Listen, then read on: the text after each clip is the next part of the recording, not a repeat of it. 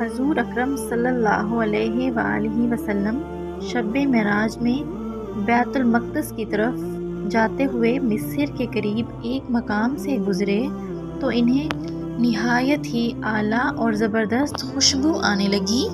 آپ صلی اللہ علیہ وآلہ وسلم نے حضرت جبرائیل علیہ السلام سے پوچھا کہ یہ خوشبو کیسی ہے؟ جواب ملا کہ فرعون کی بیٹی کی باندی مشاطہ اور اس کی اولاد کی قبر سے آ رہی ہے۔ پھر حضرت جبرائیل علیہ السلام نے اس کا قصہ بیان کیا۔ مشاطہ فرعون کی بیٹی کی خادمہ تھی اور وہ خفیہ طور پر اسلام لا چکی تھی۔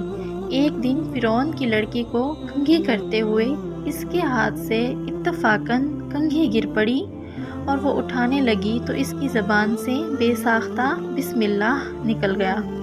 اس پر شہزادی نے کہا کہ تو نے آج عجیب کلمہ بولا، رب تو میرے باپ فرعون ہے، اور پھر تم نے یہ کس کا نام لیا؟ اس نے جواب دیا، فرعون رب نہیں بلکہ رب وہ اللہ ہے جو مجھے اور تجھے اور خود فرعون کو روزی دیتا ہے۔ شہزادی نے کہا، اچھا تو میرے باپ کے سوا کسی اور کو اپنا رب مانتی ہے؟ اس نے جواب دیا، ہاں ہاں، میرا، تیرا اور تیرے باپ سب کا رب اللہ تعالیٰ ہی ہے۔ شہزادی نے اپنے باپ سے کہلوایا، وہ سخت غضبناک ہوا اور اسی وقت اسے برسرِ دربار بلوا بھیجا اور کہا، کیا تو میرے سوا کسی اور کو اپنا رب مانتی ہے؟ اس نے کہا، میرا اور تیرا رب اللہ تعالیٰ ہے جو بلندیوں اور بزرگی والا ہے۔ فرعون نے اسی وقت حکم دیا کہ تانبے کی جو گائے بنی ہوئی ہے اس کو خوب تپایا جائے، جب بالکل آگ جیسی ہو جائے تو اس کے بچوں کو ایک ایک کر کے اس میں ڈال دیا جائے، آخر میں خود اسے بھی ڈال دیا جائے۔ چنانچہ وہ گرم کی گئی، جب بالکل آگ جیسی ہو جائے تو اس کے بچوں کو ایک ایک کر کے اس میں ڈال دیا جائے، آخر میں خود اسے بھی ڈال دیا جائے۔ چنانچہ وہ گرم کی گئی، جب آگ جیسی ہو گئی تو حکم دیا کہ اس کے بچوں کو ایک ایک کر کے اس میں ڈالنا شروع کرو۔ اس نے کہا، بادشاہ ایک درخواست میری منظور کرو، یہ میری اور میرے ان بچوں کی ہڈیاں ایک ہی جگہ ڈال دینا۔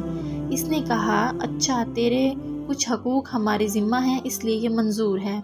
اس کی دونوں بچیاں اس کی آنکھوں کے سامنے اس میں ڈال دی گئی اور وہ فوراً جل کر راکھ ہو گئے۔ پھر سب سے چھوٹے کی باری آئی جو ماں کی چھاتی سے لگا ہوا دودھ پی رہا تھا۔ فرعون کے سپاہیوں نے اسے گھسیٹا تو اس نیک بندی کی آنکھوں تلے اندھیرا چھا گیا۔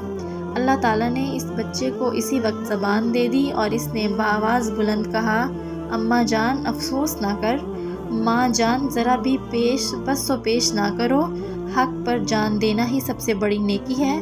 چنانچہ انہیں صبر آ گیا، اس بچے کو بھی آگ میں ڈال دیا گیا اور آخر میں اس کی ماں کو بھی اسی آگ میں جلا کر مار دیا۔ یہ خوشبو کی مہکیں اسی کے جنتی محل سے آ رہی ہیں۔ سبحان اللہ، سبحان